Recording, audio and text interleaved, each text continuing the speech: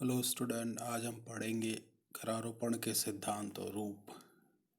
करारोपण क्या होता है, कर क्यों लगाए जाते हैं और करों का इतिहास क्या है, कर लगाने के पीछे कौन से सिद्धांत कार्य करते हैं। देखते हैं प्रारंभिक या भूमिका। प्राचीन काल में करों का राजकीय व्यवस्था में कोई स्थान नहीं था।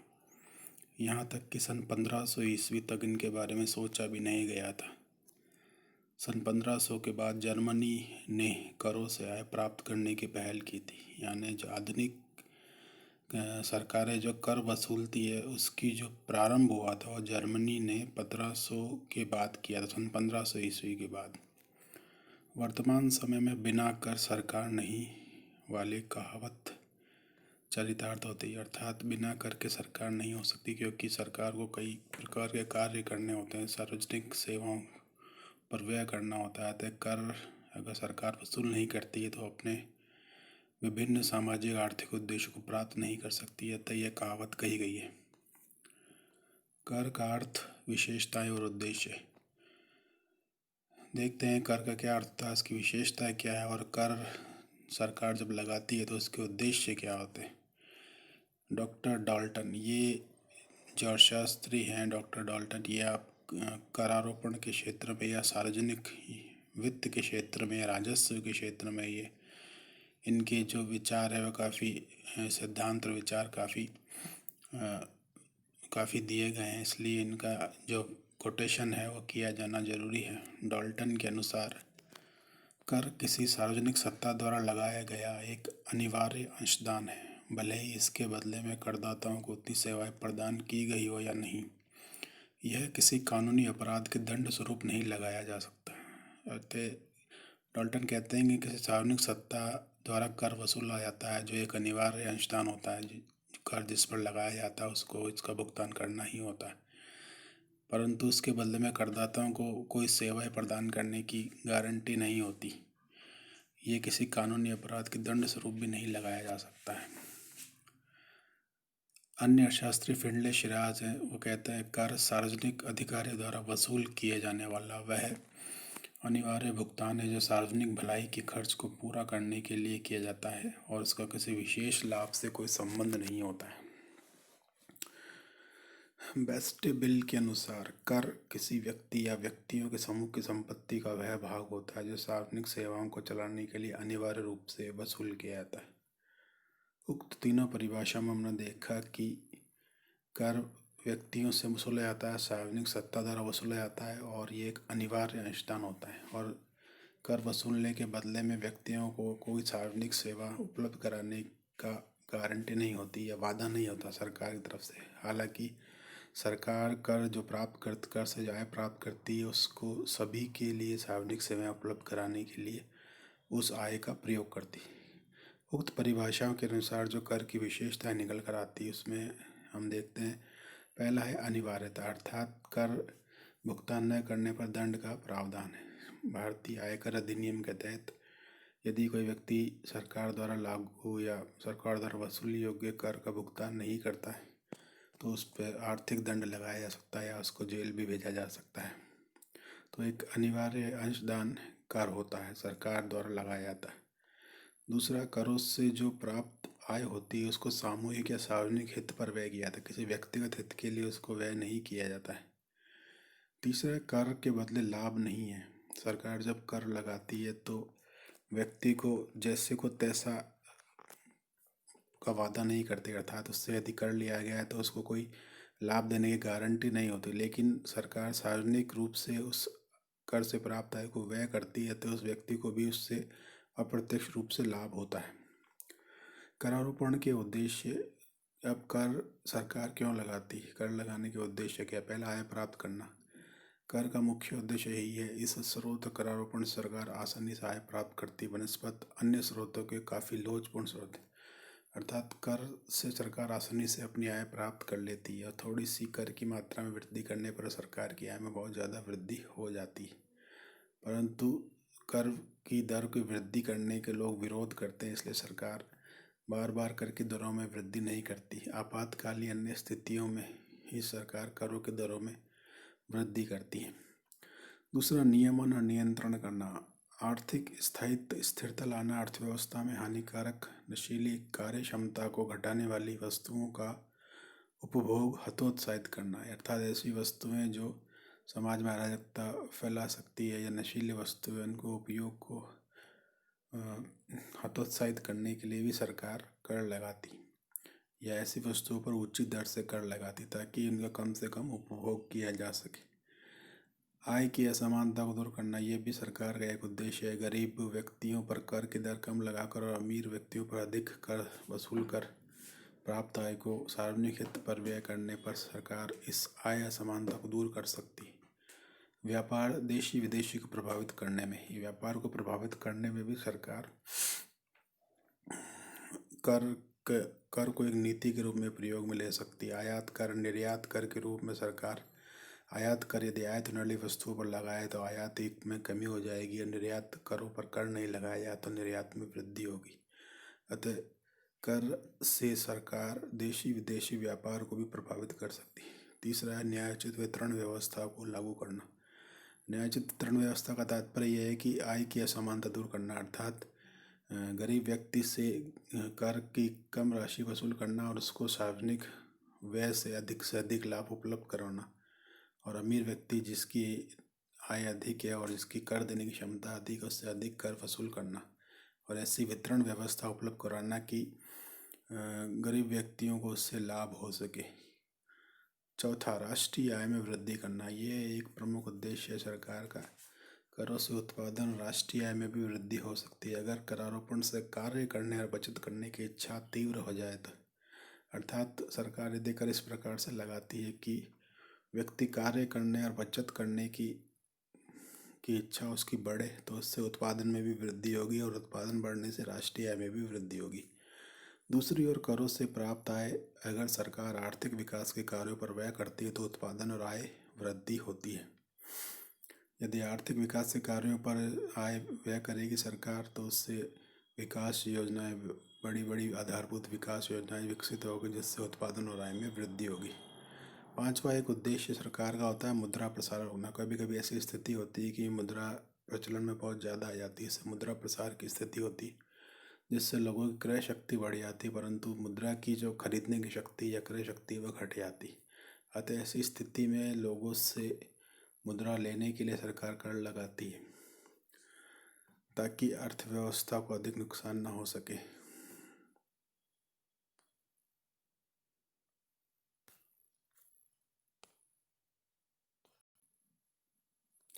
Professor A.P. लर्नर के अनुसार करारोपण का मुख्य उद्देश्य व्यक्तियों की क्रय शक्ति को कम करना या व्यक्तियों की जेबों को खाली करना है। जब सरकार ये चाहती है कि व्यक्ति कम खर्च करे तो वह कर की दर को बढ़ाकर तथा नए कर लगाकर अपने उद्देश्यों को प्राप्त करती है। इसलिए मुद्रा प्रसार की स्थिति में तो अवश्य ही करारोपण का अधिक प्रयोग होना चाहिए। ये A.P. लर्नर के विचार है। जो मुद्रा प्रसार यानी जब अर्थव्यवस्था में मुद्रा की मात्रा ज़्यादा हो जाती है जिससे मुद्रा की क्रय शक्ति कम हो जाती है, इस संदर्भ में ये कहा गया है कि सरकार को अधिक कर लगाने चाहिए, नए कर लगाने चाहिए या कर की दरों को बढ़ाना चाहिए जिससे लोगों के जेबों से मुद्रा निकल कर सरकार के पास आ जाए और मुद्रा की क्रय शक्ति बढ़ जाए और अर्थव्यवस्था का विकास हो। ऐसी स्थिति में मुद्रा प्रसार की स्थिति में करारोपण का अधिक प्रयोग करना चाहिए, इन्होंने कहा है। करारोपण के सिद्धांत। करारोपण के सिद्धांत में हम अधिकतर पुस्तकों में पढ़ते हैं कि ऐसा लिखा गया है कि सर्वप्रथम 1776 में एडम स्मिथ ने अपनी पुस्तक वेल्थ ऑफ नेशंस में करारोपण के सिद्धांत की व्याख्या की थी। लेकिन इससे भी पहले वाणिज्यवादी जो अर्थशास्त्री थे वॉन जस्टी, उसने करारोपण से संबंधित सिद्धांतों की विस्तृत व्याख्या अपने लेख में की थी, लेकिन वो अधिक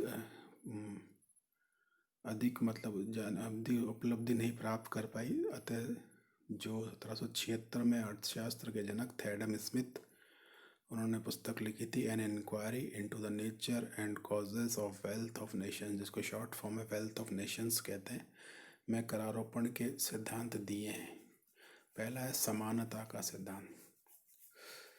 करारोपण के सिद्धांत से तात्पर्य ये है कि जब सरकार कर लगाती है तो कर कैसे लगाया जाए, यानी जनता से जब कर वसूले जाते हैं तो कौन से सिद्धांतों को लागू करना चाहिए जिससे जनता को अधिक से अधिक सुविधा प्राप्त हो और सरकार को अधिक आय प्राप्त भी हो जाए और जनता को कर भुगतान करने में अधिक त्याग का अनुभव नहीं करना पड़े।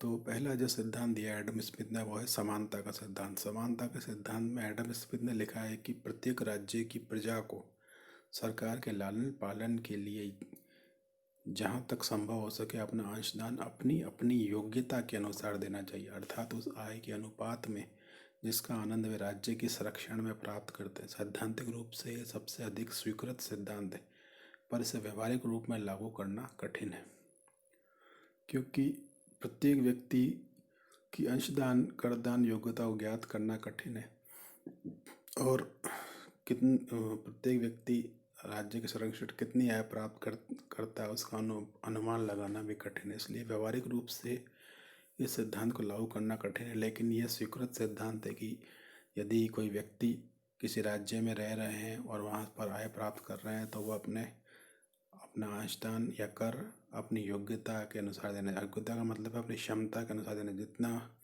वो कर दे सके उस क्षमता के अनुसार उनको कर देना चाहिए।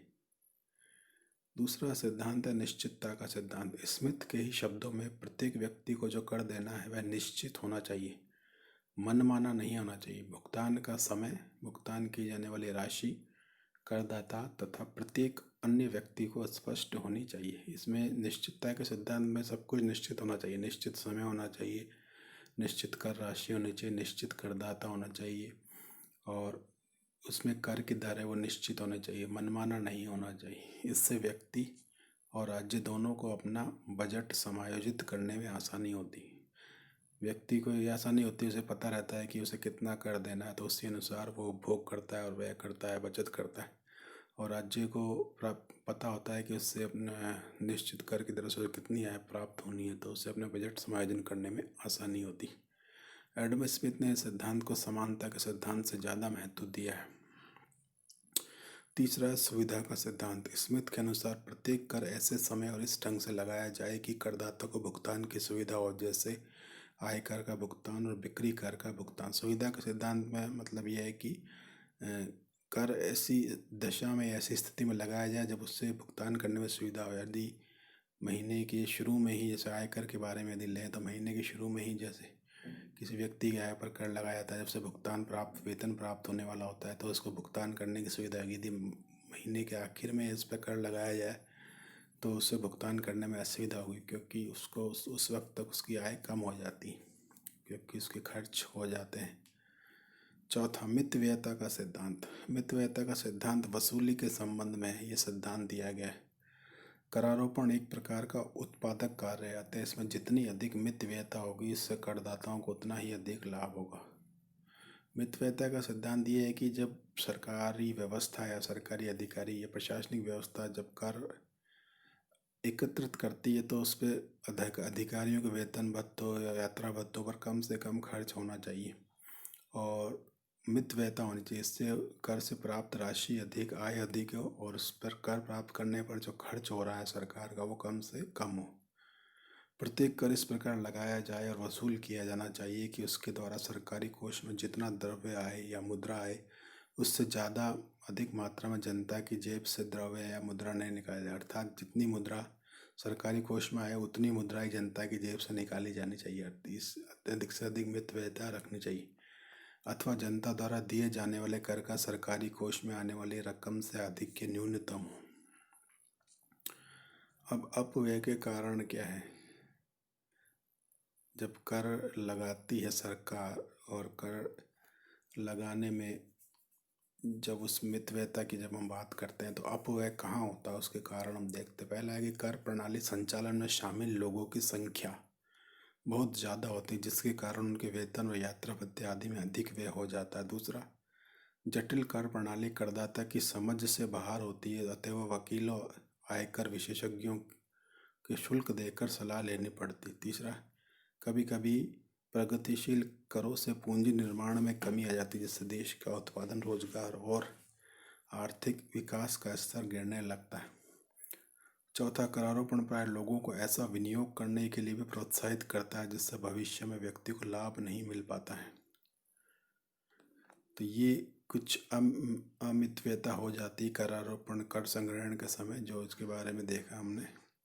अब एडम स्मिथ द्वारा जो सिद्धांत दिए गए वो 4 सिद्धांत है: समानता, सुविधा, अनिश्चितता और मितव्ययता का सिद्धांत। इसके अलावा भी अन्य अर्थशास्त्रियों ने सिद्धांत दिए, उनका अध्ययन करते हैं। करारोपण के अन्य सिद्धांत विभिन्न अर्थशास्त्रियों द्वारा दिए गए। पहला है उत्पादकता का सिद्धांत।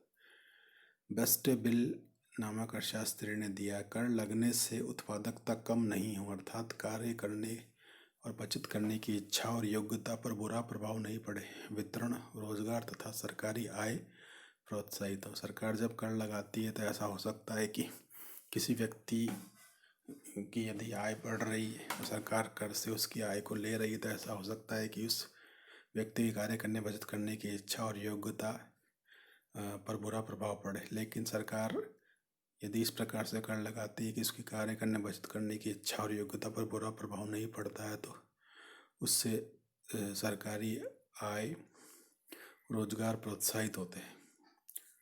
दूसरा है लोचता का सिद्धांत।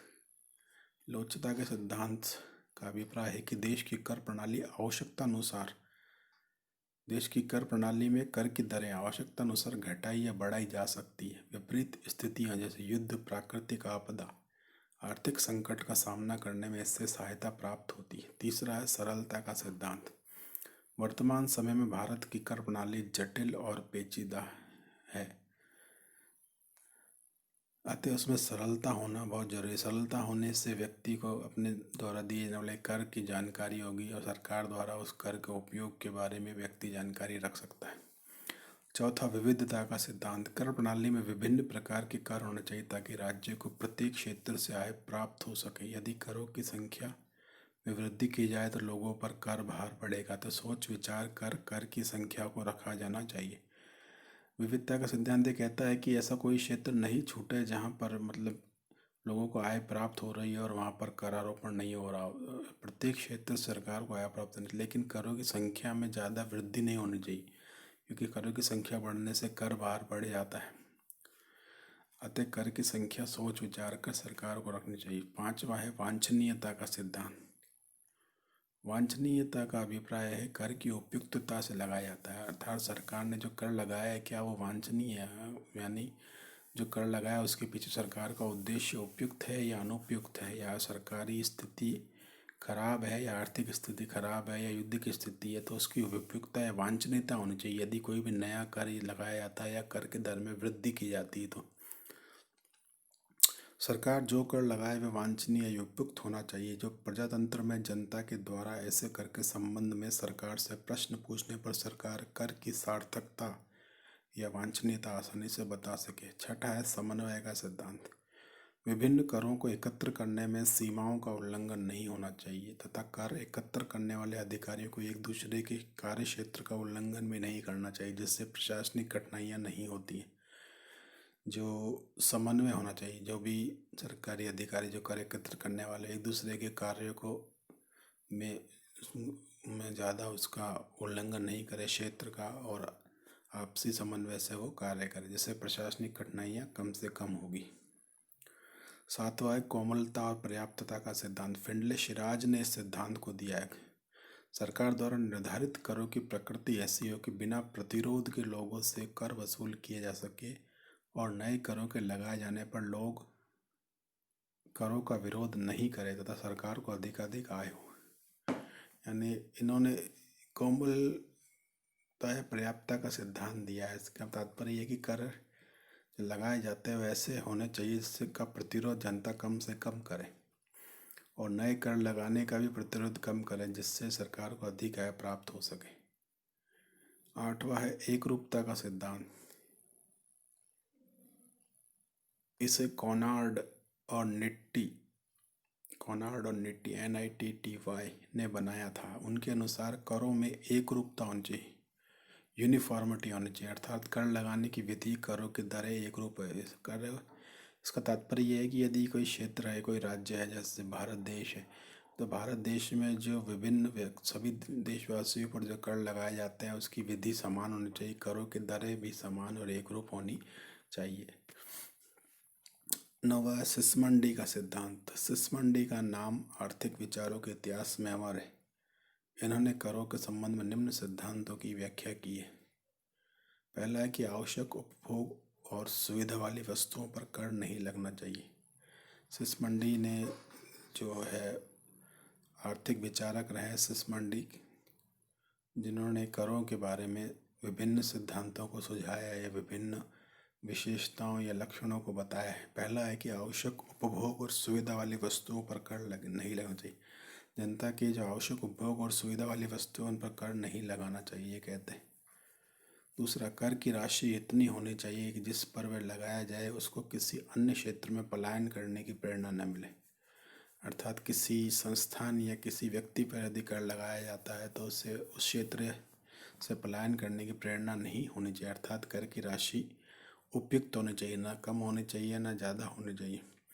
कर इस प्रकार लगाए जाने चाहिए कि उनका भुगतान आय में से हो, ना कि पूंजी में से। अर्थात जब सरकारी क्षेत्र में या राज्य में या देश में जब व्यक्ति कार्य करते हैं तो उनको आय प्राप्त होती, तो उस प्राप्त आय में से ही सरकार को कर वसूलना चाहिए। ऐसा नहीं कि जो उनके पास संपत्ति है या मकान है, जायदाद है, जमीन है, उसमें से कर वसूला जाए। श्रीमती उर्सुला हिक्स का सिद्धांत। श्रीमती उर्सुला हिक्स ने भी कुछ लक्षण दिए हैं करारोपण करने के, इनको सिद्धांत कहा गया है। पहला, समान कर का सिद्धांत। सभी करदाताओं से आर्थिक स्थिति के अनुसार कर लेना चाहिए। दूसरा है लोक उपयोगी सेवाएं। करारोपण का उपयोग लोक उपयोगी या समाजोपयोगी सेवाएं विकसित करने में अधिक से अधिक करना चाहिए। यदि सरकार यदि कर से आय प्राप्त करती है, इसका उपयोग लोक उपयोगी सेवाओं में नहीं करती, तो जनता के विरोध का सामना करना पड़ता है। तीसरा, करदान सामर्थ्य। अधिक आय प्राप्त करने वालों से अधिक, कम आय प्राप्त करने वालों से कम कर लेना चाहिए। अच्छी कर प्रणाली के लक्षण।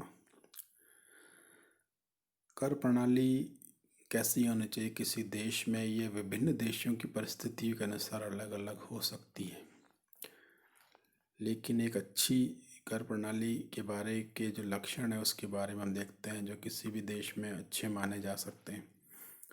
कर प्रणाली की उपयुक्तता समय और परिस्थितियों पर निर्भर करती है। जो कर प्रणाली प्राचीन काल में थी वह आज व्यवहारिक नहीं है। आज जो प्रणाली उपयुक्त है वह भविष्य में उपयुक्त नहीं होगी। वर्तमान में देख रहे हैं कि पहले वैट लागू किया गया था सरकार द्वारा, अब जीएसटी लागू किया गया है। तो जो कर प्रणाली है वो निरंतर परिवर्तित होती रहती है। वो आधुनिक परिस्थितियों और आवश्यकताओं या समय के अनुसार नए क्षेत्रों के शामिल होने के कारण वो परिवर्तित होती रहती है। परंतु फिर भी जो कर लगाए जाते हैं उसमें कुछ सामान्य विशेषताएं या कर प्रणाली में कुछ सामान्य विशेषताएं होनी चाहिए जिनका अध्ययन करना जरूरी है। सामान्यतः एक अच्छी कर प्रणाली के बारे में कहा जा सकता है कि आय में वृद्धि होने के साथ कर की दरों में भी वृद्धि होना चाहिए और करों का अधिक भार धनिक व्यक्तियों पर पड़ना चाहिए।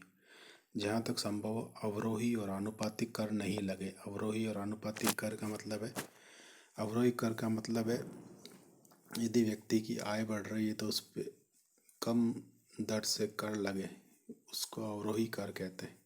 आनुपातिक कर का मतलब है परसेंटेज के हिसाब से कर लगना। जैसे यदि 10,000 किसी व्यक्ति की आय है, 10% उस पर टैक्स लगता है, तो 1,000 रुपये उसको कर देना होगा। लेकिन यदि किसी व्यक्ति की आय 1,00,000 रुपये तो भी उस पर 10% टैक्स लगता है, तो उसकी करदान क्षमता तो ज़्यादा है परंतु उस पर वही आनुपातिक कर दर से कर लगाया जा रहा है।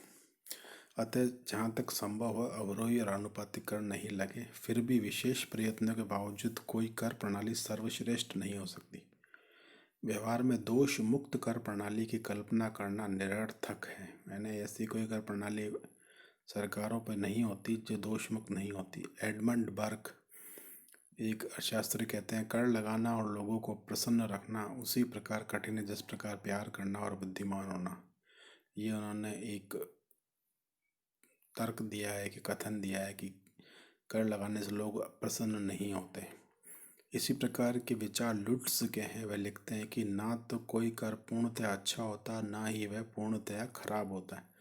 अर्थात कोई कर उसको हम बिल्कुल अच्छा नहीं कह सकते और न ही उसको खराब कह सकते हैं। अब कर प्रणाली की पहली विशेषता होनी चाहिए किसी भी देश में प्रत्यक्ष और परोक्ष या प्रत्यक्ष करों में समन्वय होना चाहिए। प्रत्यक्ष करों का भार धनिकों पर और अप्रत्यक्ष करों का भार या परोक्ष करों का भार निर्धनों पर ज़्यादा होता है। यदि उत्तरोत्तर प्रत्यक्ष करों को ही बढ़ाते रहें तो धनिकों की आर्थिक स्थिति खराब हो जाएगी। इसके विपरीत लगातार अप्रत्यक्ष करों में वृद्धि करें तो निर्धनों की दशा खराब हो जाएगी। इसलिए दोनों ही करों को साथ साथ ही लगाना चाहिए। दूसरा है त्याग में समानता होनी चाहिए। कर त्याग की समानता की बात की जा रही है।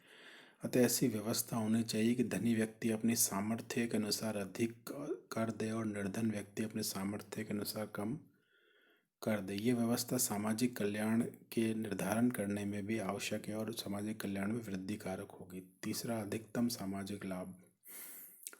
डाल्टन ने करारोपण की सर्वोत्तम प्रणाली की व्याख्या करते हुए लिखा है कि करारोपण की सर्वोत्तम प्रणाली वही है जिससे अधिकतम लाभ मिले और बुरे आर्थिक प्रभाव कम से कम पड़े। यानी ऐसी प्रणाली अपनाने को कहा है जिसमें अधिकतम लाभ मिले और उसके कम से कम बुरे आर्थिक प्रभाव पड़े। यानी बुरे आर्थिक प्रभाव तो पड़ेंगे लेकिन वो कम से कम होने चाहिए। चौथा, करारोपण के सिद्धांतों के अनुरूप।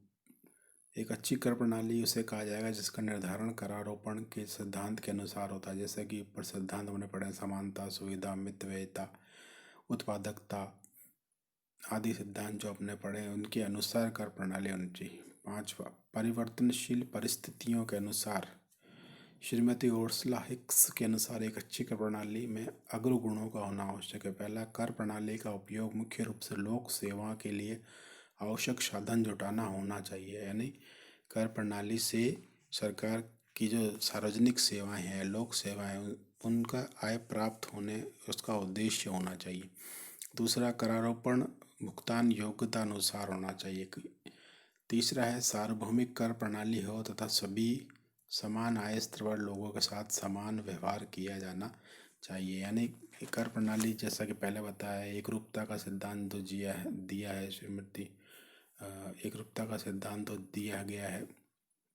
उसमें कहा गया है कि यदि एक देश में कोई कर प्रणाली लागू की जाती है तो उसमें करों की दर सभी व्यक्तियों के लिए और सभी समान आय स्तर वालों के लिए एक रूप होनी चाहिए। यानी अलग अलग नहीं होनी चाहिए, जिससे लोगों में विरोध नहीं हो, संघर्ष नहीं हो। अब ये कुछ विशेषताएं हमने पढ़ी। अब हम देखते हैं विकास उन्मुख अर्थव्यवस्था में कर प्रणाली। प्रोफेसर राजा जे चलैया, ये भारतीय अर्थशास्त्री हैं जो काफ़ी प्रसिद्ध अर्थशास्त्री प्रोफेसर राजा जे चलैया। उनके अनुसार एक विकासोन्मुख देश में एक अच्छी कर पद्धति का कार्य यह होना चाहिए कि वह उस आर्थिक बचत को गतिशील करे, आर्थिक बेशी या बचत को गतिशील करे जो अर्थव्यवस्था में अभी वर्तमान में ही उत्पन्न हुई हो। आर्थिक बेशी या बचत वह अंतर है जो वास्तविक चालू उपज और वास्तविक चालू उपभोग के बीच पाया जाता है। अर्थात एक वर्ष की अवधि में जो उत्पादन हुआ है और एक वर्ष की अवधि में जो उस उत्पादन का उपभोग हुआ उसके में जो बचत होती है, आर्थिक बचत उसे कहा जाता है। भारत जैसे देश में आर्थिक बचत का एक बड़ा भाग कृषि क्षेत्र के अंतर्गत उत्पन्न होता है। कृषि क्षेत्र है जो आर्थिक बचत का एक बड़ा भाग है। कृषि क्षेत्र भारत का एक बड़ा क्षेत्र माना जाता है, प्राथमिक क्षेत्र के अंतर्गत आता है, लेकिन इसका राष्ट्रीय आय में योगदान बहुत बड़ा होता है। तो इसमें जो बचत होती है वो काफ़ी बड़ा भाग में इसकी बचत होती है। वह किसानों, व्यापारी और अन्य लोगों द्वारा अपने पास रख लिया जाता है और ये लोग उस बचत को उत्पादक विनियोजन में लगाने में अभ्यस्त होते हैं। यानी जो भी बचत होती है, जो भी आय प्राप्त होती है वो अपने पास रख लेते हैं और उसको ना तो उत्पादक विनियोजन में आके लगाते हैं।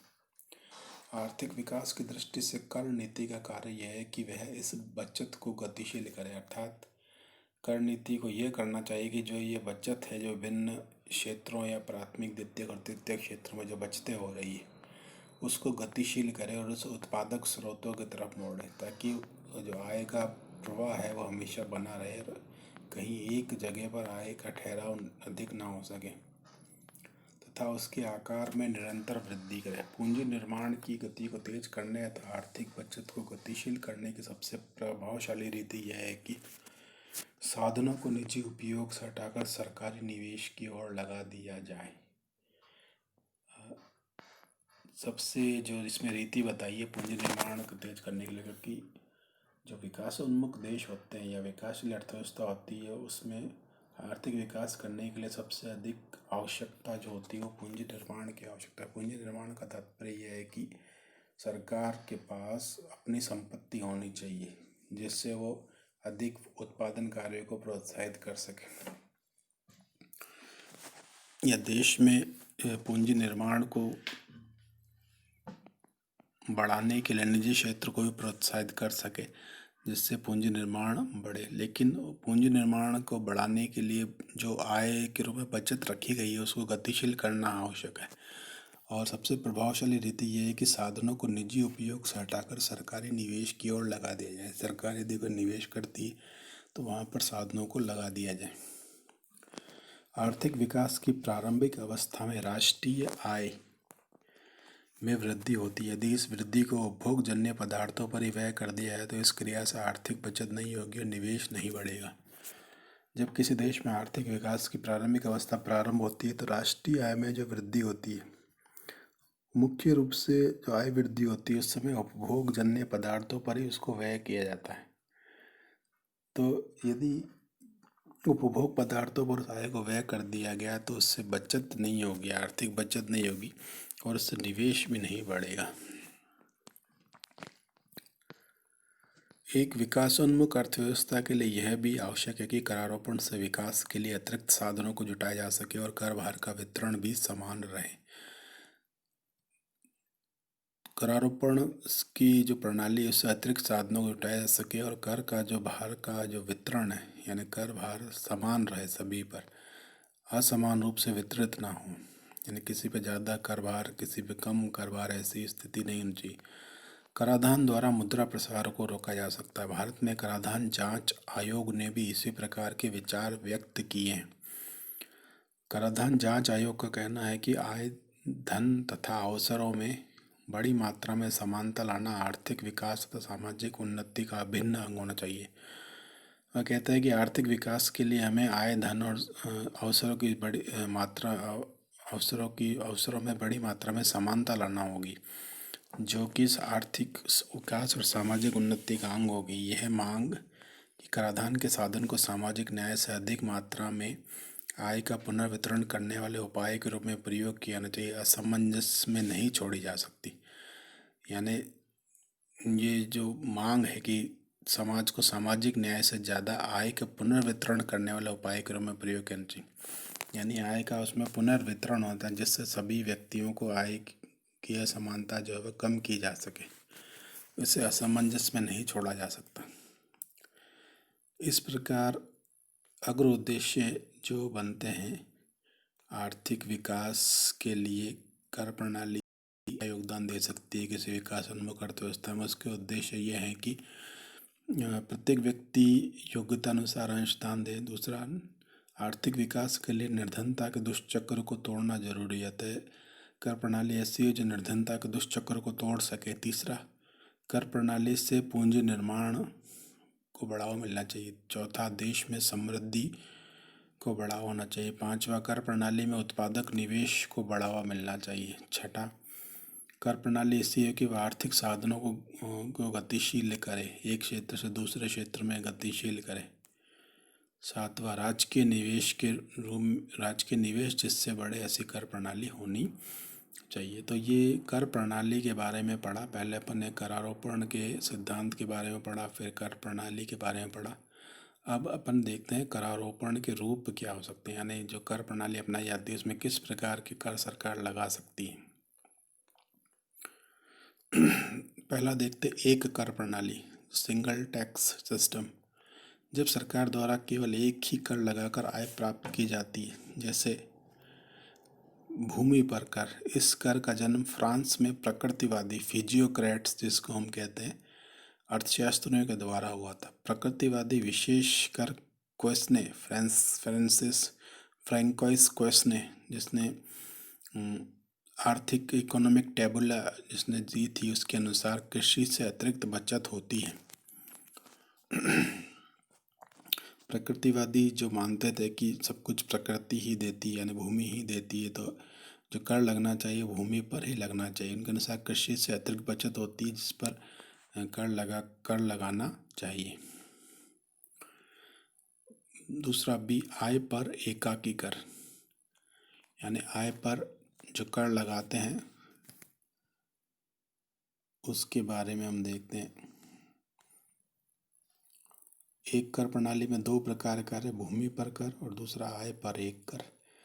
प्रगतिशील दरों से लगाया जाना चाहिए, सरकार को पर्याप्त आय हो। प्रगतिशील दर और इस कर से भूमि कर की अपेक्षा अधिक लोच होने से अधिक आर्थिक संकटों का समाधान भी हो सके। प्रगतिशील दर से तात्पर्य यह है कि जैसे जैसे आय बढ़ती है वैसे वैसे कर की दर भी बढ़ती है। यदि आय 10,000 रुपये तो कर की दर 5% है।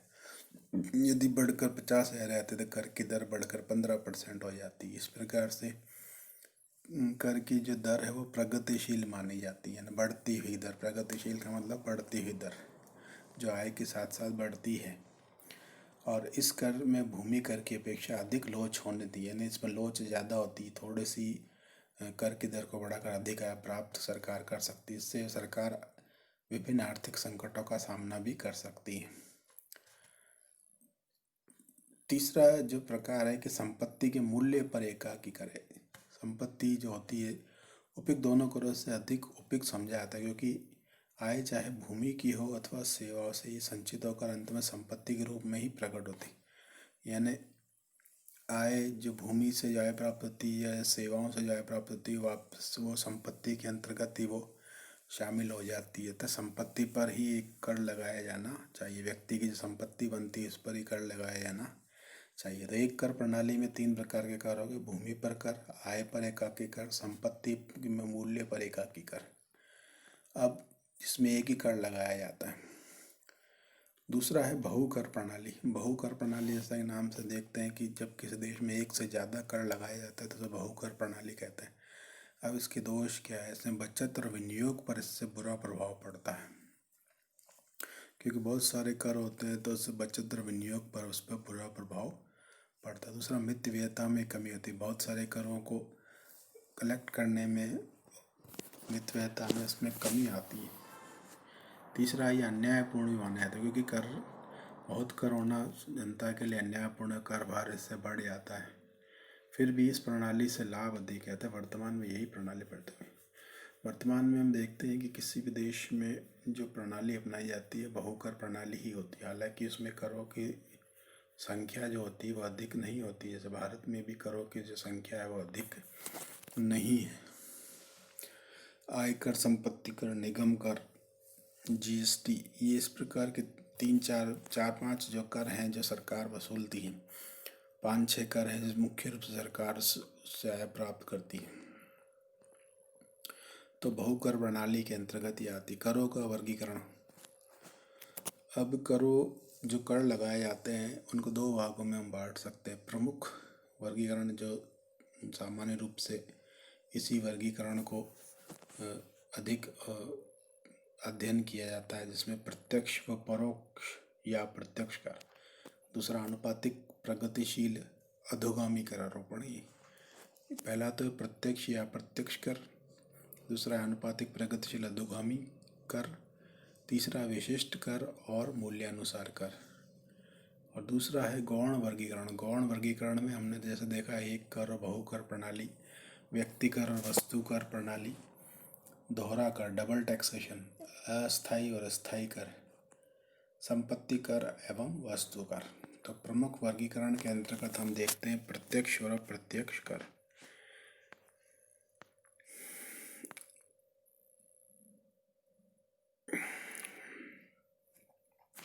प्रत्यक्ष और अप्रत्यक्ष कर को विषय में विद्वानों में विवाद है कि कोई भी कर जब प्रत्यक्ष तब होगा जब कर देने वाला और कर भार सहन करने वाला व्यक्ति एक ही होगा।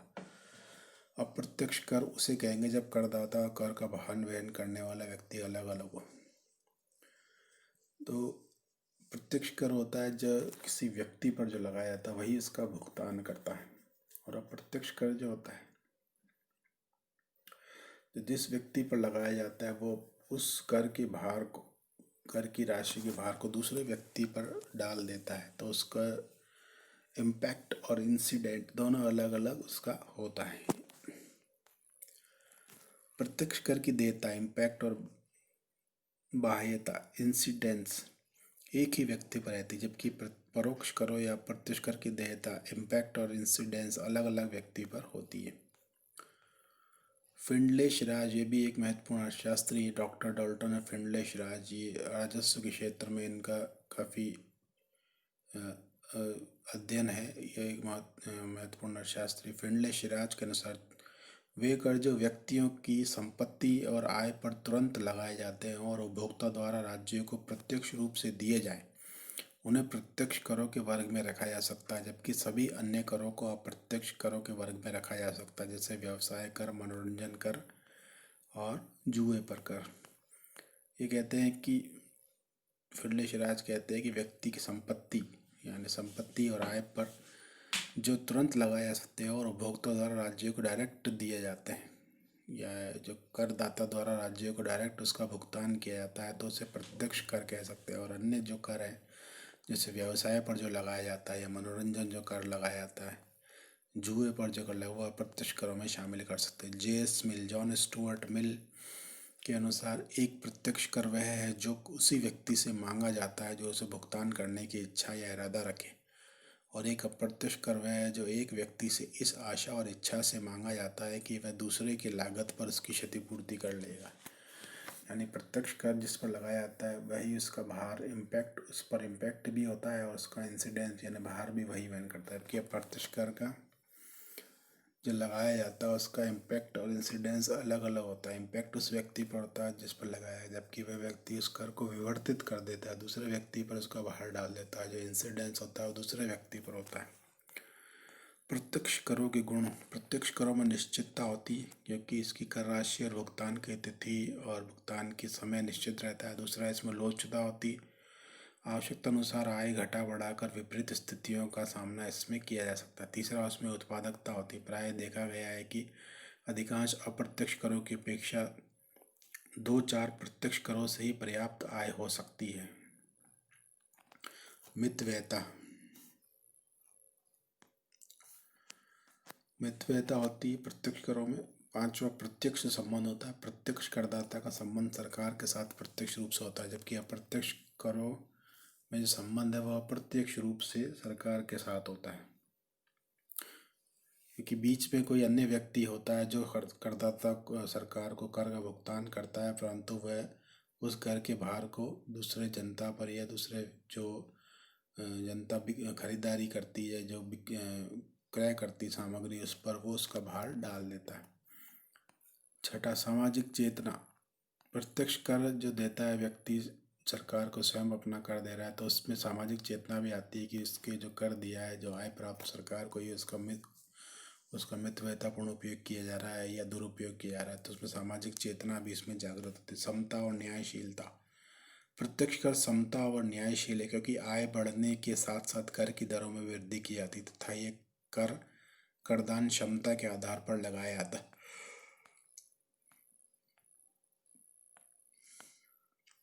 प्रत्यक्ष करों के दोष। प्रत्यक्ष कर क्योंकि सीधे लोगों से वसूले जाते हैं, जिनमें कुछ दोष भी है। पहला सबसे बड़ा जो दोष है वह करों की चोरी। दर, क्योंकि इसकी दर ऊंची होती है तो इस दर से बचने और ऊंचा भुगतान कर का राशि के भुगतान करने से बचने के लिए चोरी और भ्रष्टाचार करते हैं और अपनी आय को कम दर्शाते हैं। दूसरा, असुविधाजनक होते हैं। एक मुश्त राशि का भुगतान करना पड़ता है, वकील और विशेषज्ञों पर खर्च करना पड़ता है, तो ये करदाता के लिए असुविधाजनक बन जाते हैं।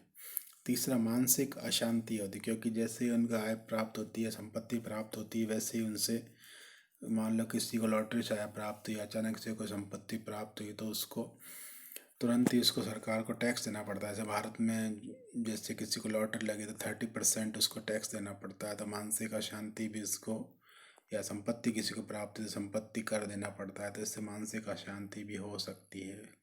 तो प्रत्यक्ष कर से प्रत्यक्ष उपयोगिता नहीं मिलती। चौथा, अमितव्ययी। कर प्रणाली जटिल होने से व करदाताओं के द्वारा हेराफेरी करने से प्रशासनिक खर्च में वृद्धि होने से अपव्यय भी बढ़ता है, अर्थात इससे अमितव्ययता भी रहती है। पांचवा है, अन्यायपूर्ण और मनमाने होते हैं। कर की दरों का निर्धारण प्रशासनिक कर्मचारियों द्वारा मनमाने ढंग से इसमें किया जाता है। जो उच्च प्रशासनिक अधिकारी, सरकार चलाने वाले अधिकारी, इसमें मनमाने ढंग से वो कर की दर का निर्धारण कर देते हैं। छठा, उत्पादन पर कुप्रभाव। प्रत्यक्ष करों का सबसे बुरा प्रभाव ऊंची आय वालों पर पड़ता है। कार्य करने और बचत करने की इच्छा और योग्यता पर बुरा प्रभाव पड़ता है, जिससे उत्पादन घटता है। यदि ज़्यादा आय प्राप्त करने की इच्छा कोई व्यक्ति रखता है, उस पर अधिक कर की दर से कर लगाया जाता है, प्रत्यक्ष कर वसूला जाता है, तो उसे कार्य करने और बचत करने की इच्छा घट जाती है, इससे उत्पादन भी घट जाता है। संकट काल में ये सहायक नहीं होते हैं। प्रत्यक्ष कर से संकट काल में अधिक आय प्राप्त नहीं की जा सकती। परोक्ष करों के गुण। ये सुविधाजनक होते हैं क्योंकि क्योंकि इसका एकमुश्त भुगतान नहीं कर, छोटी छोटी धनराशि के रूप में जब व्यक्ति किसी सुविधा को लेता है तो उसको, या कोई वस्तु खरीदता है, तो उसमें जो कर लगा होता है, वस्तु के जो ऊपर कर लगा होता है, उसमें थोड़ी धनराशि का उसको भुगतान करना पड़ता है, तो ये सुविधाजनक होता है। दूसरा है, वह न्यायपूर्ण होते हैं। क्योंकि इसका भार प्रत्येक व्यक्ति को सहन करना पड़ता है, क्योंकि प्रत्येक व्यक्ति यदि वस्तु खरीदता है तो उससे अप्रत्यक्ष कर तो देना ही होगा। अप्रत्यक्ष कर विलासिता की वस्तुओं पर प्रगतिशील दर से लगाए जाते हैं, यानी जो आरामदायक और विलासिता की वस्तु, एसी, कार वगैरह, जो उस पर अधिक दर से कर लगाए जाते हैं, जिनका उपभोग गरीबों की अपेक्षा धनिक लोग अधिक करते हैं, इसलिए इन करों को न्यायपूर्ण भी कह सकते हैं। तीसरा है, कर की चोरी कठिन है। इस प्रकार के कर की चोरी करना, क्योंकि ये वस्तु की मूल्य में ही ये शामिल रहता है, और वस्तु खरीदते वक्त इसका भुगतान अप्रत्यक्ष कर का करदाताओं को करना पड़ता है, इसलिए कर की चोरी करना इसमें कठिन है। और धनराशि इतनी छोटी होती है कि कर की चोरी करने के लिए ज़्यादा उसमें सोचता नहीं है करदाता। चौथा, लोचपूर्ण। अनिवार्य उपभोग वाली वस्तुओं पर कर बढ़ा देने से सरकार को पर्याप्त आय प्राप्त होने लगती है। पर अप्रत्यक्ष कर जो है वो लोचपूर्ण होते हैं, यानी सरकार यदि कर की दर बढ़ाती है तो उससे सरकार को आय ज़्यादा प्राप्त होने लग जाती। हानिकारक वस्तुओं पर रोक। नशीली वस्तुओं पर उचित दर से करारोपण करके हानिकारक वस्तुओं पर रोक लगा सकती। मितव्ययता। इन करों का संग्रहण बिना अतिरिक्त व्यय के ही हो जाता है, यानी इस पर अतिरिक्त व्यय नहीं करना होता था। मितव्ययता रहती। विस्तृत आधार। प्रत्यक्ष करों की अपेक्षा परोक्ष या प्रत्यक्ष करों का जो आधार होता है व्यापक होता है, क्योंकि पूरे देश में कि आय प्राप्त करने वाले या नहीं प्राप्त करने वाले दोनों व्यक्ति यदि कोई वस्तु या सेवा खरीदते हैं तो उसे कर देना पड़ता है, तो इसे व्यापक जो उसका आधार है व्यापक होता है। परोक्ष करों के दोष क्या है? लोच की कमी। विलासिता की वस्तुओं पर कर दर बढ़ा देने से वस्तुओं का उपभोग बंद कर दिया जाता है, उत्पादन कम होने से आय घट जाती। यानी अधिक यदि कर की दर लगा दी विलासिता की वस्तुओं पर तो उसका उपभोग कम हो जाएगा, जिससे उत्पादन कम होगा, जिससे रोजगार और आय घट जाएगी। दूसरा, न्याय संगत नहीं होना। निर्धन वर्ग पर इसका भार अधिक पड़ता है। जो निर्धन वर्ग है उस पर अप्रत्यक्ष कर का भार अधिक पड़ता है, क्योंकि निर्धन वर्ग जो वस्तु खरीदता है, धनी वर्ग जो वस्तु खरीदता है, दोनों को समान रूप से अप्रत्यक्ष कर देना पड़ता है। लेकिन निर्धन वर्ग की आय कम होती है, इसलिए ऐसा माना जाता है कि निर्धन वर्ग पर अप्रत्यक्ष कर का भार कम पड़ता है। निश्चितता का अभाव। कितनी आय होगी ये सरकार को निश्चित नहीं होती, क्योंकि जब व्यक्ति किसी वस्तु या सेवा को खरीदेगा तभी वह इसका भुगतान करता है, यदि नहीं खरीदता तो उसको भुगतान करने की आवश्यकता नहीं होती। अतः आय कितनी प्राप्त होगी ये निश्चित नहीं रहता है।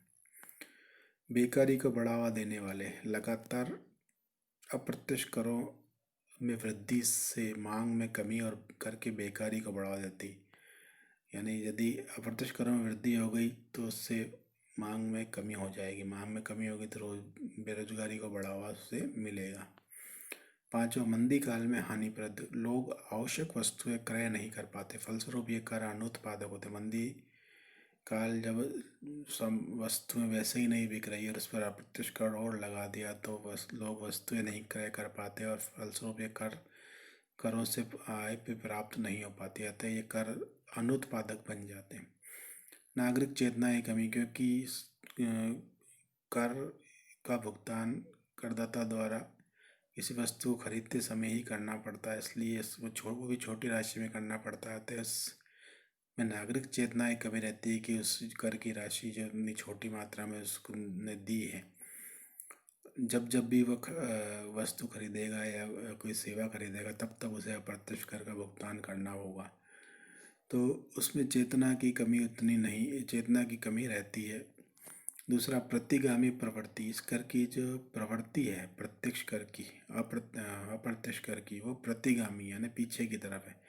अभी हमने पढ़ा था प्रगतिशील यानी कर की दर जैसे जैसे आय बढ़ती है वैसे वैसे बढ़ती जाती है। प्रतिगामी दर का मतलब है कि जैसे जैसे आय बढ़ती वैसे वैसे कर की दर कम होती जाती है। तो यह अप्रत्यक्ष कर की जो प्रवृत्ति मानी है वो प्रतिगामी दर से जो कर लगाते वैसी प्रवृत्ति मानी, जिसका भार निर्धनों पर ज़्यादा पड़ता है। प्राचीन काल में परोक्ष करों का महत्वपूर्ण स्थान था, परंतु आज प्रत्यक्ष करों का महत्व अधिक है।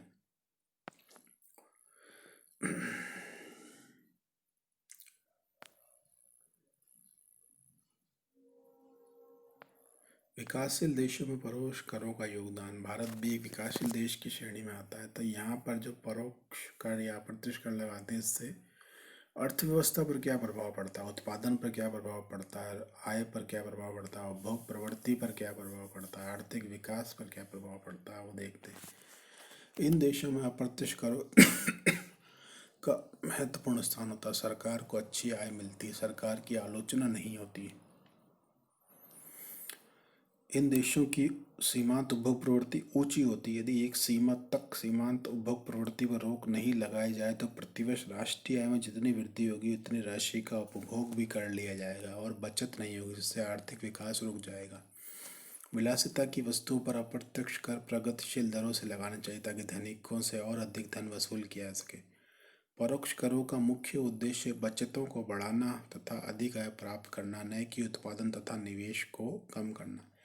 तो परोक्ष करों का यह भी एक मुख्य उद्देश्य रहता है कि बचतें उससे बढ़नी चाहिए तथा अधिक आय होनी चाहिए, उत्पादन और निवेश उससे कम नहीं होना चाहिए। यही कारण है कि आज विकासशील देशों में परोक्ष करों की संख्या ज़्यादा है। प्रत्यक्ष और परोक्ष करों में संबंध कौन सा उचित है? दोनों एक कर एक दूसरे के पूरक हैं। इस संदर्भ में ग्रेट स्कॉटमैन के विचार उल्लेखनीय के अनुसार प्रत्यक्ष और अप्रत्यक्ष कर दो आकर्षक बहनों के समान हैं जो लंदन के सुंदर संसार से आती हैं। दोनों के माँ बाप एक ही हैं और उनमें उतना ही अंतर है जितना कि दो बहनों में होता है। दूसरा है अनुपातिक, प्रगतिशील, प्रतिगामी और अधोगामी कर। पहला हमने पढ़ा प्रत्यक्ष और अप्रत्यक्ष कर। अब पढ़ते हैं जो दरें हैं, कर की दर किस प्रकार से दर रखी जाती है। अनुपातिक दर रखी जाती है प्रगतिशील, प्रतिगामी या अधोगामी। करदाताओं की आर्थिक स्थिति तथा करों की दर के आधार पर करों का जो वर्गीकरण किया गया है वह निम्न प्रकार से होता है। अनुपातिक कर, ये वह कर है जिसमें कर की दर जो समान रहती है सभी आय स्तर वाले व्यक्ति हैं। जैसा कि तालिका में देख रहे हैं, आय बढ़ रही है 1,000 से लेकर 10,000 तक और कर की दर जो रखी गई है 10% रखी गई है, यानी जिसकी आय 1,000 रुपये वो भी 10% टैक्स दे रहा है, उसकी राशि 100 रुपये। और जिस व्यक्ति की आय 10,000 रुपये वो 10% दे रहा है, उसकी राशि 1,000 रुपये। लेकिन यहाँ पर एक बात आ जाती है कि इस व्यक्ति जो 10,000 रुपये जिसकी आय है इसकी कर देने की योग्यता ज़्यादा है, लेकिन ये कर की जो दर है वो उससे कम कर की राशि सरकार को दे रहा है। तो अनुपातिक कर सामाजिक कल्याण के अनुकूल नहीं माने जाते, क्योंकि निर्धन व्यक्तियों के पास मुद्रा की मात्रा कम होती है, इसलिए मुद्रा की सीमांत उपयोगिता वो निर्धन व्यक्तियों की ज़्यादा होती है। यदि इनसे 100 रुपये भी लिए आते हैं तो उनको बहुत बड़ी धन त्याग महसूस होता है, जबकि जो अमीर व्यक्ति होते हैं उसे मुद्रा की सीमांत उपयोगिता बहुत कम होती है, क्योंकि मुद्रा की मात्रा बहुत ज़्यादा होती है। यदि इनसे थोड़ा अधिक मात्रा भी ले ली जाए तो उनका त्याग उतना नहीं होगा जितना गरीब व्यक्ति छोटी धनराशि को देख के महसूस करता है।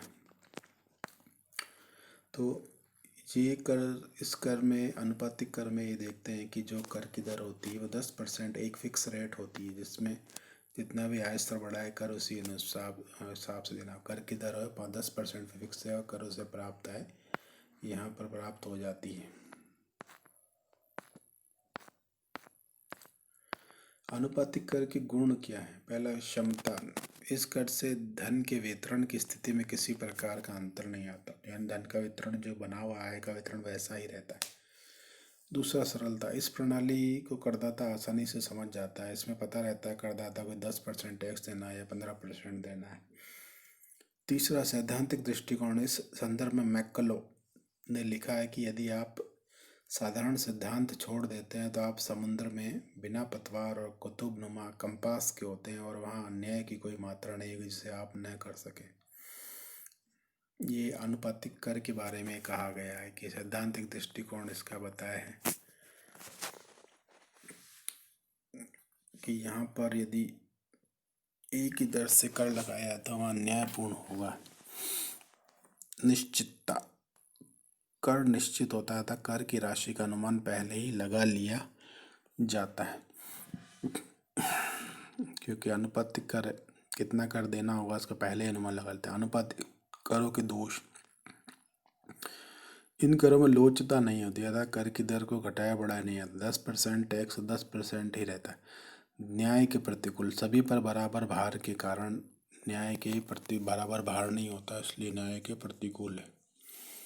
अव्यवहारिक, ये कर प्रणाली आज विश्व के किसी भी देश में लागू नहीं है, इसलिए यह अव्यवहारिक है। दूसरा, प्रगतिशील कर, वर्तमान समय में प्रगतिशील कर प्रणाली उपयुक्त समझी जाती है। संदर्भ में टेलर का कहना है कि जैसे जैसे करदान आय में वृद्धि होती है वैसे वैसे ही कर की प्रभावपूर्ण दर में भी वृद्धि होती जाती है, क्योंकि ऐसी वृद्धि पर ऊंची दर से ही कर लगाया जाता है। प्राय यह माना जाता है कि मनुष्य की करदे क्षमता में आय की वृद्धि के अनुपात से ज़्यादा वृद्धि होती है। इसके विपरीत जब आय गिर जाती है तो कर की प्रभावपूर्ण दर में भी कमी हो जाती है और ये कमी आय में कमी के अनुपात से कम होती है। इस प्रणाली का आधार करदाता है कि करदान क्षमता है, यानी इसमें कहा गया कि जैसे जैसे कर की दर बढ़ती जाती है, जैसे आय की दर बढ़ती जाती है वैसे वैसे कर की प्रभावपूर्ण दर में भी वृद्धि हो जाती है, जिससे आय बढ़ने से मनुष्य की करदान क्षमता में वृद्धि हो जाती है, अनुपात से अधिक वृद्धि होती है, और आय गिरने पर करदान क्षमता में अनुपात से कम कमी होती है। तो इस प्रणाली का जो आधार है वह करदाता की करदान क्षमता है। जैसे आय स्तर 1000 से बढ़कर 10,000 व कर की दर 10% से बढ़कर 40% होती जाती, तो करों से प्राप्त है उसी प्रकार से 100 रुपये से बढ़कर 4,000 रुपये तक यहाँ देखते हैं तालिका में। प्रगतिशील कर के गुण क्या है? पहला कि वितरण की विषमता को दूर करता है, क्योंकि अधिक आय वालों से अधिक कर की दर वसूली जाती। 10,000 रुपये जिसकी आय है उससे कर की दर 40%, 4,000 रुपये वसूले जाते हैं। तो धनिकों से अधिक राशि वसूली जाती है, निर्धनों से कम राशि वसूली जाती है। अतः जो वितरण होता है आय का वितरण, उसकी विषमता, क्योंकि ये राशि जो है वो धनिकों के 4,000 रुपये या 2,400 रुपये या 4,000 रुपये जो यहाँ लिए गए हैं वो धनिकों पर व्यय किए जाएंगे। हालांकि सार्वजनिक रूप से व्यय किया जाता है लेकिन उनका लाभ धनिकों को ज़्यादा होता है। तो ये वितरण, आय का वितरण की विषमता इससे दूर हो जाती है। निर्धनों पर कम दर और धनिकों पर उचित दर से कर लगाया जाता है। कर की दर यहाँ पर देखो, इस डायग्राम में देखते हैं कि जिस रेखा है 45 डिग्री की रेखा सीधी ऊपर जा रही है, तो कर की दर 10, 15, 20, 25, 30, 35% उसी प्रकार से इससे आय प्राप्त हो सकती है। दूसरा, मितव्ययता, कर की दरों में भी वृद्धि करने से कर संग्रह के प्रशासनिक व्यय पूर्ववत रहता है।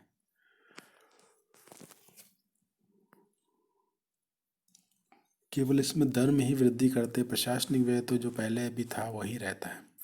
तीसरा, करदान क्षमता के अनुकूल है, यानी व्यक्ति की आय बढ़ेगी तो उसी आय के अनुपात में उससे कर वसूला जाता है। तो आय के बढ़ती आय के अनुपात में कर की दर बढ़ाकर उससे कर वसूला जाता है, तो ये करदान क्षमता जो होती है व्यक्ति की उसके अनुकूल माना जाता है। चौथा, न्यायपूर्ण भी माना जाता है, क्योंकि धनिकों से कम कर की राशि और अमीर से अधिक कर की राशि ली जाती है। आर्थिक स्थायित्व में सहायक है, यानी आर्थिक स्थिरता लाने में ये सहायक है।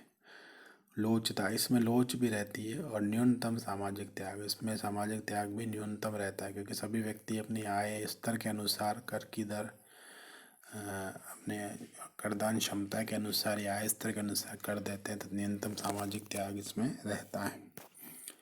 प्रगतिशील करों के दोष क्या? ये अन्यायपूर्ण माना गया। परंपरागत अर्थशास्त्री कहते हैं कि प्रगतिशील करों को लगाकर सरकार चोरी का काम करती, क्योंकि जो व्यक्ति अपनी आय को त्याग और तपस्या से कमाता है यह उनकी आय पर एक डाका है। प्रतिष्ठित अर्थशास्त्रियों का मत इस प्रकार था, क्योंकि जो प्रतिष्ठित अर्थशास्त्री थे वो 1890 से पहले के अर्थशास्त्री प्रतिष्ठित अर्थशास्त्री माने जाते हैं, जब राज्य का जो काम था वो जनता से कर के रूप में आय प्राप्त करना, भूमि कर के रूप में या व्यापारिक बिक्री कर के रूप में आय प्राप्त करना, उस प्राप्त आय को विलासितापूर्ण कार्यों पर खर्च करना या सेना की सुरक्षा पर खर्च करना। तो तब के ये विचार हैं कि परंपरागत अर्थशास्त्रियों के कि सरकार जो आय प्राप्त करती है वह सरकार चोरी का काम करती है, क्योंकि जो व्यक्ति अपनी आय को त्याग और तपस्या से कमाते हैं उनकी आय पर ही एक डाका है। धन के संचय पर विपरीत प्रभाव। करों की दरें अगर ऊंची हो जाए तो लोग अपनी पूंजी का निवेश स्वदेश में न करके विदेश में करने लगते हैं। यदि ज़्यादा से ज़्यादा टैक्स सरकार वसूलने लग जाए तो फिर इससे लोगों को या निवेशकर्ताओं को फ़ायदा नहीं होता है और अपनी पूंजी वहाँ से निकाल कर विदेशों में भेजना या निवेशित करना प्रारंभ करते हैं।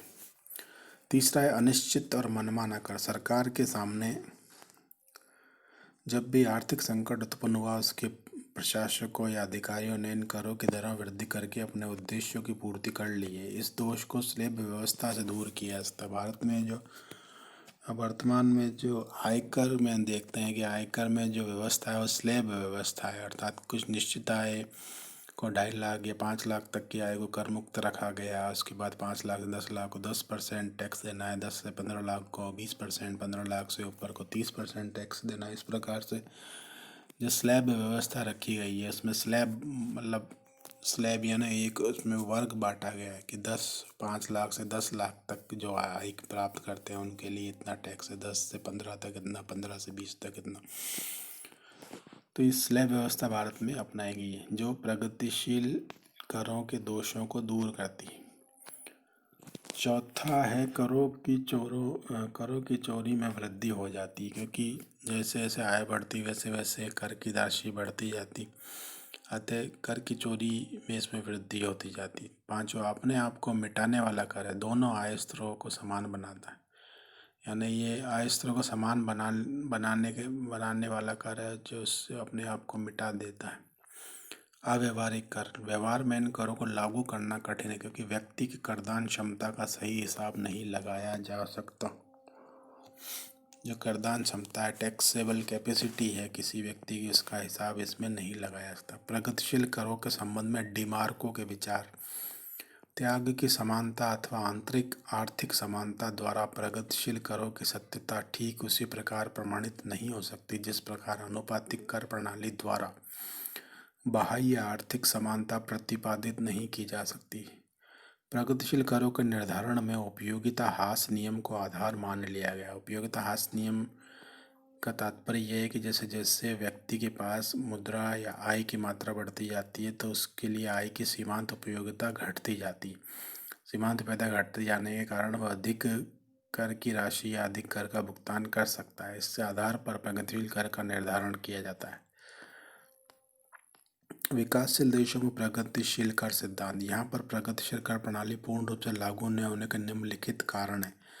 पहला है आर्थिक विकास। विकासशील देशों का मुख्य लक्ष्य आर्थिक विकास करना है। वे करों के द्वारा आय प्राप्त करते हैं, परंतु यदि एक सीमा से आगे कर की दर में वृद्धि कर दी जाए तो इससे कार्य करने, बचत करने और निवेश करने की इच्छा और योग्यता पर बुरा प्रभाव पड़ने लगता है। फलस्वरूप इन राष्ट्रों में इन करों का उतना महत्व नहीं है। दूसरा सीमित क्षेत्र।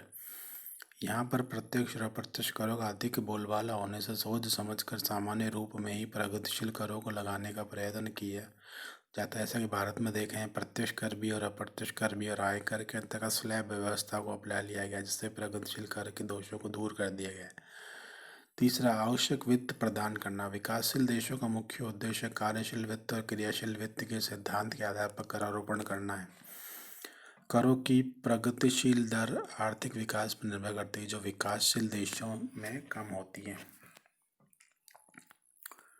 तीसरा जो कर का प्रकार हम देखते हैं वह प्रतिगामी कर, जो प्रगतिशील कर का बिल्कुल उल्टा है। अर्थात जैसे जैसे आय में वृद्धि होती जाती है वैसे वैसे कर की दर में कमी होती जाती। अर्थात आय में कमी होने के साथ साथ कर की दर में वृद्धि होती थी, उल्टा हो सकता है। यह कर व्यवहारिक नहीं है। ब्रिटिश शासनकाल में नमक पर लगाया गया कर इसका उदाहरण हो सकता है। यदि आय स्तर यहाँ देखते हैं तालिका में, आय स्तर 1,000 है, कर की दर 20% है, कर से प्राप्त राशि 200 रुपये।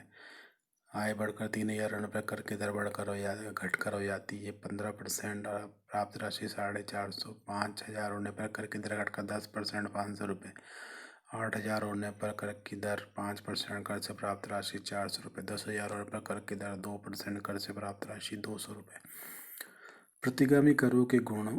प्रतिगामी कर जो मादक पदार्थों पर रोक लगाते, प्रतिगामी करों का उपयोग उस समय लाभप्रद होता है जब निर्धन वर्ग के लोग ज़्यादा गांजा, भांग, कच्ची शराब आदि नशीली वस्तु का उपभोग करने लग जाते हैं। अतः सामाजिक न्याय की दृष्टि से प्रतिगामी कर लाभदायक होगा। आर्थिक स्थिति में सुधार, यदि इन करों को विलासिता की वस्तुओं पर लगाया गया तो गरीब लोग इन वस्तुओं का उपभोग नहीं करेंगे, तो उनकी बचतें बढ़ेगी। या नशीली वस्तुओं के उपभोग पर नियंत्रण लग जाने से उनके स्वास्थ्य में सुधार होगा और कार्य करने की क्षमता में वृद्धि हो जाएगी। प्रतिगामी करों के दोष, अन्यायपूर्ण। सामाजिक न्याय तो तब कहा जा सकता था जब निर्धनों की अपेक्षा करों पर कर भार अधिक पड़ता। इसलिए एक संवेदनशील सरकार के लिए इस प्रकार के करों का कोई औचित्य नहीं है। अनुत्पादक और अमित व्ययी, प्राय प्रत्येक देश में धनिकों की अपेक्षा निर्धनों की संख्या ज़्यादा होती है, तब प्रत्येक निर्धन व्यक्ति पर इस कर का भार पड़ता है। अधोगामी कर, ये चौथा प्रकार है जो प्रगतिशील और प्रतिगामी करों का मिश्रण है। यह कर प्रगतिशील और प्रतिगामी करों का मिश्रण से हुआ है। यह कर प्रतिगामी कर से ज़्यादा अच्छा माना गया क्योंकि इसका प्रभाव एक सीमा तक धनी वर्ग पर पड़ता है। उसके बाद ज्यों ज्यों आय स्तर में वृद्धि होती है त्यों तो कर की दर आनुपातिक होती जाती है। यानी इसमें कर की दर वो एक स्तर तक बढ़ती है, उसके बाद वो आनुपातिक हो जाती है। जैसे कि यहाँ आय स्तर 1,000 रुपये तो कर की दर 8% है, उससे करों से प्राप्त राशि 80 रुपये। इसी प्रकार कर की दर 2,000, 3,000, 4,000 से बढ़ती 10, 11, 12% पर बढ़ जाती। 4,000 पे 12% हो जाती है, इससे कर से प्राप्त राशि 480। उसके बाद यदि आय बढ़ती तो कर की दर निश्चित हो जाती है। अर्थात इसमें प्रगतिशील कर और आनुपातिक कर दोनों का मिश्रण इसमें है।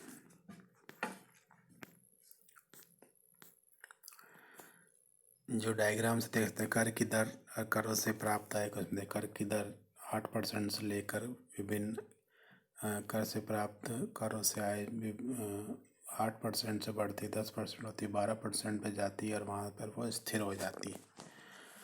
अधोगामी कर के गुण क्या है? दोनों करों के लाभ धनी वर्ग पर कम प्रभाव पड़ता है, जिससे पूंजी निर्माण पर अच्छा प्रभाव पड़ता है। क्योंकि अधोगामी कर गतिशील और प्रतिगामी दोनों करों का मिश्रण रहता है, दोनों करों का इससे लाभ मिलता है। धनी वर्ग पर कम प्रभाव होता है, जिससे पूंजी निर्माण पर भी अच्छा प्रभाव पड़ता है। दोष है कि न्यायशीलता की अवहेलना, एक सीमा के बाद यह कर प्रतिगामी करों का रूप ले लेता है, जिसका प्रभाव निर्धनों पर ज़्यादा पड़ता है। जो सामाजिक न्याय की दृष्टि के बाद यह कर प्रतिगामी करों का रूप ले लेता है, जिसका प्रभाव निर्धनों पर पड़ता है, जो सामाजिक न्याय की दृष्टि से सही नहीं है। इस कर से अधिकतम सामाजिक कल्याण भी नहीं होता, धनी वर्ग द्वारा त्याग भी कम होता है। अब तीसरा जो प्रकार है कर का वो है विशिष्ट कर और मूल्यानुसार कर। प्रतियोगी परीक्षाओं में कभी पूछा जाता है ये विशिष्ट कर क्या होता है, मूल्यानुसार कर क्या होता है। स्पेसिफिक टैक्स, विशिष्ट कर का मतलब है स्पेसिफिक टैक्स। विशिष्ट कर वस्तु के आकार, भार या माप पर कर लगाया जाता है, जबकि मूल्यानुसार कर वस्तु के मूल्य पर कर लगाया जाता है, यानी वस्तु की साइज पर कर लगाते हैं, वेट, साइज और मेजरमेंट में। जबकि यहाँ पर वस्तु की वैल्यू या मूल्य पर कर लगाते हैं। दूसरा, विशिष्ट करों को लगाना और वसूल करना दोनों ही आसान है और इनको लगाना कठिन है क्योंकि वस्तुओं के मूल्य को आसानी से ज्ञात नहीं कर सकते। तीसरा, विशिष्ट कर में हिसाब किताब में गड़बड़ी नहीं की जा सकती। तीसरा, मूल्य अनुसार कर में हिसाब किताब में गड़बड़ी की जा सकती है। चौथा, विशिष्ट करों की चोरी करना सरल नहीं है।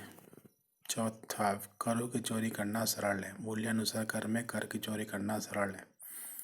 विशिष्ट करों का भार निर्धनों पर ज़्यादा पड़ता है और मूल्यानुसार करों का भार धनी वर्ग पर ज़्यादा पड़ता है। इसमें जो कंपटीशन एग्ज़ाम में पूछा जाता है कि विशिष्ट कर किस पर लगाया जाता है, तो उसमें यह लिखा जाता है कि वस्तु के आकार, भार या माप पर यह कर लगाया जाता है। गौण वर्गीकरण, एक कर प्रणाली तथा बहु कर प्रणाली जो हम देख चुके हैं पहले ही। दूसरा हम देखते हैं व्यक्ति कर तथा वस्तु कर। जो कर व्यक्ति की विशेषता, व्यक्ति या वस्तु की विशेषता है, उसकी लंबाई, चौड़ाई, वजन, रंग, रूप आदि पर लगाया तो उसे व्यक्तिगत कर कहते हैं, व्यक्ति कर कहते हैं। वस्तु कर उस कर को कहा जाता है जो वस्तुओं या सेवाओं पर लगाया जाता है और इस कर का भुगतान व्यक्ति या किसी संस्था द्वारा सरकार को किया जाता है। वस्तु कर के अनेक उदाहरण हो सकते हैं, जैसे उपभोग कर, आय कर, संपत्ति, मृत्यु कर आदि। अब है दोहरा कर, डबल टैक्स। यदि कोई व्यक्ति एक ही सेवा के बदले में 2 करों का भुगतान करता है तो उसे दोहरा कर कहता है। इन करों से बचना बड़ा कठिन है। दोहरे कर का जन्म 2 प्रकार की परिस्थितियों में होता है। जब किसी देश में 2 प्रशासक हो जाए तो लोगों को 2 कर चुकाने होते हैं। उदाहरण, यदि व्यक्ति की आय पर विदेश और स्वदेश दोनों में कर लगे तो यह दोहरा कर हो गया। एक ही प्रशासक एक ही करदाता पर 2 बार कर लगाता है, उसे दोहरा कर कहा जाएगा। उदाहरण के लिए, कंपनी और उसके अंशधारियों पर लगाया गया कर है। दोहरे कर के गुण क्या है? समान अवधि, एक ही अवधि में लगाया जाता है। इसे कंपनी और उसके अंशधारी पर लगाया कर। इस क्रिया से कर देने वाले और कर लगाने वाले दोनों को ही सुविधा होती है। समान आधार, दोहरा कर एक ही आधार पर लगता है। जैसे आयकर, कंपनी अपनी आय पर कर देती है, परंतु जब यह आय हिस्सेदार की आय में शामिल होती है। दोहरे करों के दोष क्या? हस्तांतरण पर रोक, दोहरा कर लगने से एक राज्य से दूसरे राज्य को पूंजी का ट्रांसफर रुक जाता है, जिससे आर्थिक विकास पर बुरा प्रभाव पड़ता है। दूसरा, अन्यायपूर्ण होता है। तीसरा, कर वंचना, कर वंचना का तात्पर्य करों की चोरी होना। चौथा, अस्थायी और स्थायी कर। अस्थायी, विषम परिस्थितियों में अस्थायी तौर पर लगाया गया कर, जैसे युद्ध के समय लगाया गया कर। स्थायी कर वे होंगे जिनको एक बार लगा देने के बाद हटाया नहीं जाता। प्राय आज आयकर, संपत्ति कर और परोक्ष कर स्थायी प्रकृति के बन गए हैं, क्योंकि सभी व्यक्तियों को ये देना होता है, आयकर, संपत्ति कर और परोक्ष कर। पांचवा, संपत्ति कर और वस्तु कर। टिकाऊ वस्तु पर लगाए जाने वाले कर को संपत्ति कर कहा जाता है, ऐसा गृह कर, भूमि कर आदि। वस्तु कर उसे कहते हैं जो कम टिकाऊ वस्तुओं पर लगाया जाता है, जैसे दवाओं और खाद्य पदार्थों पर लगाया गया कर। तो आज हमने इस वीडियो में कर के बारे में पढ़ा। कर किस प्रकार के होते हैं, कर प्रणाली कैसी होती है, प्रगतिशील, अधोगामी, प्रतिगामी कर कैसे होते हैं, विशिष्ट कर, मूल्यानुकर कर कैसे होते हैं। आगे अध्याय में हम कर के बारे में और अध्ययन करेंगे।